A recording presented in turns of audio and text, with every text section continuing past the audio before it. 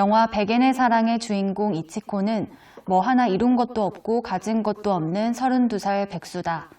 그는 아수라장이 된 방 안에서 조카와 게임하며 담배를 피우는 건 기본. 입냄새가 너무 심해 엄마에게 치과 가라는 잔소리를 듣다 친언니와 싸움이 붙어 결국 집을 나가게 되는 주인공이다.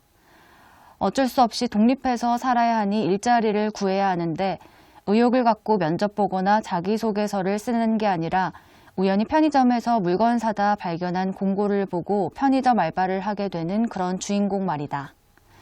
계속 노력했는데도 삶이 잘 안 풀려서 이렇게 자포자기가 된 건지 원래 의욕 없는 성격인 건지 모르겠지만 영화 중반부까지는 보는 내내 이치코의 말과 행동이 답답했다. 이를테면 옆에서 성희롱하는 늙은 동료에게 왜 분명하게 하지 말라고 말하지 않는지, 심지어 그 동료가 모텔로 끌고 갈 때도 왜 세게에 저항하지 않는지, 무뚝뚝한데 막말까지 하는 복싱장 남자에게 왜 빠져드는지, 아내도 아닌데 그에게 왜 밥을 차려주겠다고 자기 집을 내어주는지 도무지 이해할 수가 없었다. 하지만 영화 후반부에 가서는 그런 것도 다 잊어버리고 이치코가 복싱을 하면서 생겨나는 변화에 홀려서 끝내는 시합 장면에서 펑펑 울고 말았다. 그가 한 번만이라도 꼭 이기고 싶었다고 울면서 얘기할 때는 그 마음이 어떤 마음인지 생생하게 그려져서 퍽 공감이 갔다. 삶에서 계속 지기만 했던 어떤 것도 잘 풀리지 않아서 쓰러져야만 했던 이치코의 그 마음. 그런 상황이어서 그가 우리가 보기에 답답한 행동을 할 수밖에 없었던 게 아닐까.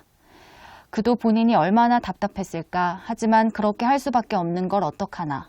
이런 생각이 들었고 끝내 그를 이해하게 됐다.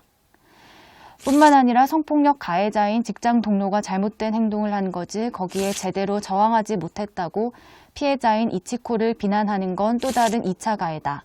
피해자는 잘못이 없다. 이 영화는 찬란하게 이기는 영화가 아니라 처절하게 지는 영화다.